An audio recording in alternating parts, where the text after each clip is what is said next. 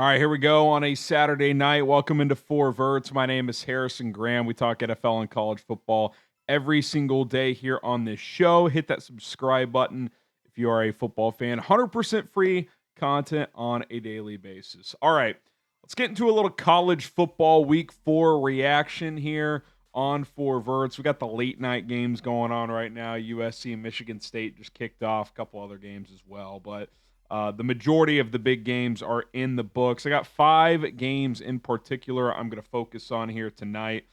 So go ahead and stick with us here. Let's start with a game that just went final in Miami. The Hurricanes take down in-state rival Florida 26-7.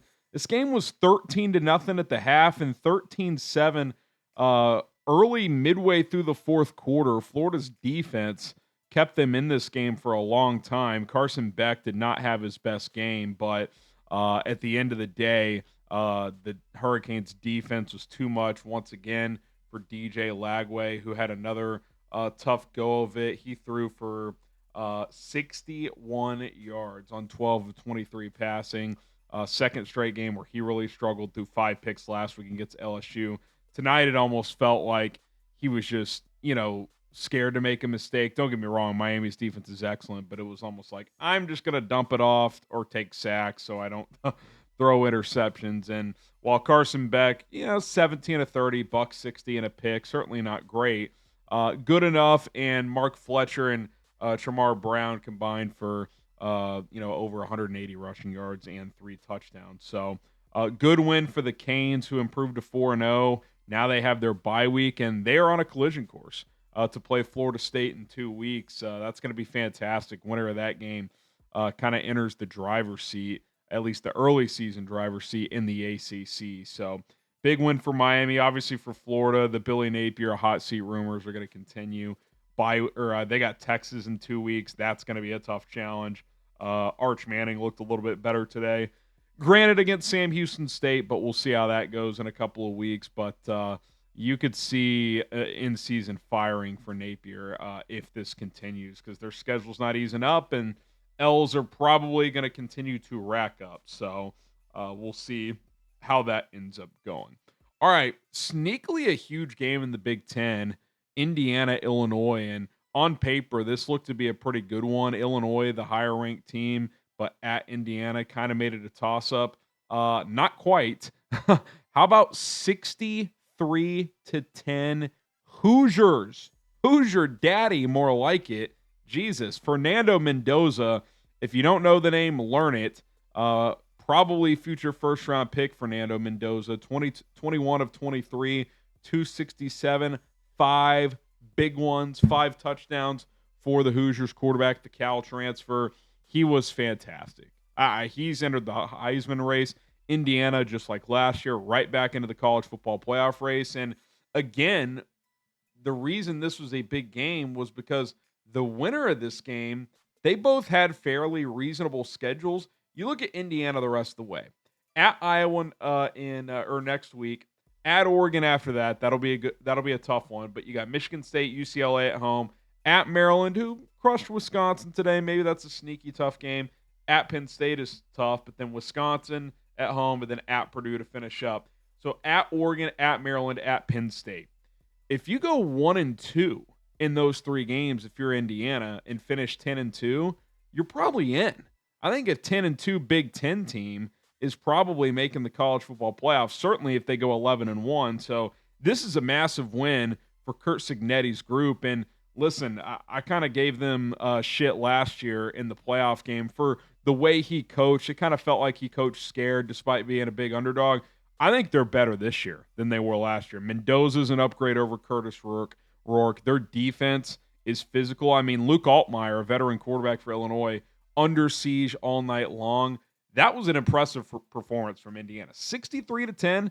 Listen, clearly we overvalued Illinois, and that's why, again, I've said it a million times, these preseason rankings, we're all just guessing, but wow, Indiana looked like a top 10 team to me. I mean, they should loft up big time after that performance. And again, they're right in the mix in the Big Ten, and certainly in the mix to be a college football playoff team. So good for Indiana, a football program. Who would have thought that even just a few years ago?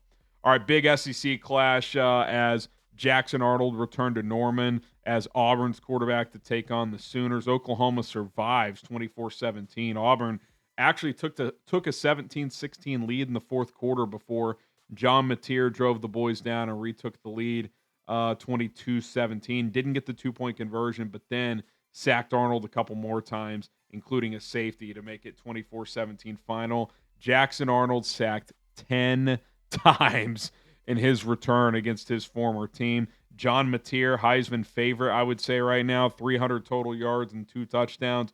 Huge win for Oklahoma, their second big win of the season. Of course, they knocked off Michigan a couple of weeks ago. I thought Herb Street made a good point when they were talking about this game during the pregame show of his game of Miami and Florida. Oklahoma looks good. John Mateer's fantastic. The defense under Venables is awesome. But you do wonder as the season goes on and they continue to have these tough matchups, is John Mateer going to get enough help?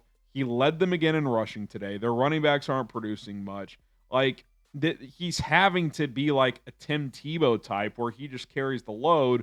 But Tim Tebow always had tons of NFL talent around him. There's some good players around Mateer, but I don't think he's not a Tim Tebow level college player. He's a good college player, but he's not a Tim Tebow level college player.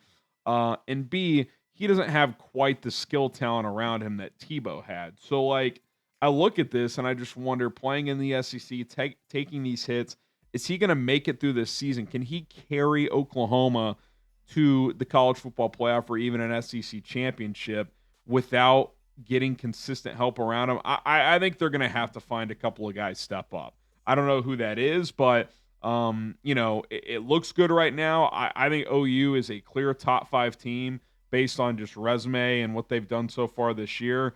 But I think he's going to need some help. I think as the season goes on, teams are just going to tee off on him and try to wear him down. So that is kind of a storyline to monitor over the next couple of months. But listen, they're off to a much better start this year. Their offense is complementing their defense. So the Sooners are they're rolling early. I would say the most entertaining game of the day, at least for me, Michigan-Nebraska, 30-27 Wolverines. Nebraska comes up short again in one of these big spots. But, if you're a Cornhuskers fan, I'd actually be pretty encouraged. I think Dylan Raiola is pretty good. I know he is cringe the right word? You don't want to rip the kid, but he's trying to be like a copycat of Patrick Mahomes. He wears his number. He's got the same hairdo. He throws like him. The mannerism, it's very weird. He's improved a lot though. I mean, he can throw from different arm angles. He's got the fastball. He can throw sidearm. He can throw with touch. He threw for over 300 yards today against a good Michigan team and had to carry Nebraska because their tackles couldn't block and they couldn't run the football. He clearly outplayed Bryce Underwood on the other side, but Justice Haynes ran wild, ran for $150 and a touchdown. So, again, is it frustrating if you're a Nebraska fan and another big-time crowd at Lincoln Memorial Stadium and, this and that and the other, and you lose by 3 against a quality opponent? Does that suck again? Of course it does, but I do think Raiola is a legit player. And if he is, you're going to win these games in the future, you would think. So, big win for Michigan. They obviously had to have it. Couldn't afford to drop a second game in September if they want to have a chance to be a college football playoff team. So, big win for the Wolverines. Bryce Underwood is getting better. Justice Haynes, big-time player. I think he's going to be a good player in the NFL as well at running back. I still don't love their receivers. I think that's going to be that, and just Underwood being a freshman, that'll be the reason they either miss the playoff or lose early in the playoff because they just don't have enough skill guys. I think this offseason you got to hit the portal hard at receiver. Get 2 or 3 guys in there. Ideally, some guys with some speed who can just change a game because they don't really have that, but they can run the ball. Their defense is still pretty solid. So good win for Michigan. Nebraska, I would be encouraged. Raiola played well. I think in a losing effort, while there's no moral victory, certainly, especially for Nebraska at this point, I still think that's something to build on heading into next week and into the rest of the season. All right, last game I want to hit on here, then we'll touch a couple other topics before we sign off. Texas Tech, Utah. Texas Tech seems like the team to beat in the Big 12 early on this season. They hammered Utah 34-10. Now, that game was 10-3 for a while, then it was 13-10, and then the fourth quarter kind of got wonky and they pulled away. So it wasn't it wasn't really a 24-point blowout, but at the same time, in the first half, they were in control and left some points out there. They had over 120 yards in penalties, Tech did. So you have over a football field in penalties, and you still went on the road against a ranked Utah team by 3 touchdowns. I don't care how it happens. That's impressive. And their starting quarterback, Baron Morton, got injured.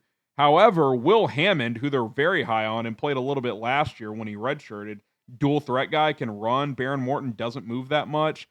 He played terrific in relief. 230 total yards and 2 touchdowns. I don't know if there's going to be a QB controversy in Lubbock, but certainly at minimum, nice to have that guy who can step in and make some plays. I thought he was really good in relief. I think they're the early favorites to win the Big 12. Now, we've been here before, and Tech finds a way, their fan base gets riled up, they get hyped, and then they'll lose some game they shouldn't. Here's the difference, though. They're spending more money than anyone else in the Big 12 in the portal. This has been well documented. I think they spent second most money in the transfer portal this offseason, and that team seems to be gelling well. I'll give Joey McGuire credit. He said, look, people can talk about NIL all they want. That's a tight locker room, and that looks like a team who plays for each other. So, listen, it's the NIL era. If you could pay, you could pay. Who cares? I'll tell you this. I'm a TCU alum. If I won the lottery, I'd be pumping money into TCU's football program. My Frogs playing well. I think them and Texas Tech might be the 2 best teams in the Big 12. That's neither here nor there. Big win over SMU today. But, yeah, Tech's rolling, man. And I just want to look at their schedule. It's pretty reasonable the rest of the way. They're probably going to be favored in most, if not all, their games. At Houston in their next matchup, sneaky game. They're 3-0. Connor Wegman, the Texas A&M transfer's playing well. They got Kansas at Arizona State. Those are their next 3 games. All 3 of those could be challenging, but Oklahoma State is terrible. At Kansas State, they're having a bad year.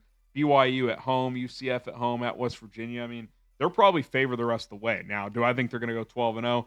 No. If history tells you anything, A, that rarely happens in college football anymore, and B, Texas Tech is just known to lose a game they shouldn't. But if I'm a Red Raider fan, I'm pretty excited. I mean, at minimum, the goal should be to get to Arlington to the Big 12 championship game. I think falling short of that with how much they pumped into the program this offseason, that would be a disappointment. So, big win for the Red Raiders. Not a good showing for Utah. Devin Dampier did not play that well at all. Still certainly in the mix to get back to the Big 12 championship, but their offense is going to have to generate some explosiveness, and they clearly could not do that today. Okay, couple topics I just want to hit on. I briefly mentioned one of them, Mike Gundy. Oklahoma State losing to Tulsa on Friday night. They had not lost to Tulsa in Stillwater since 1951. They hadn't lost to them, period, since the 90s. And they kind of got worked. I know they ended up only losing 19-12, but Tulsa was in control most of that game.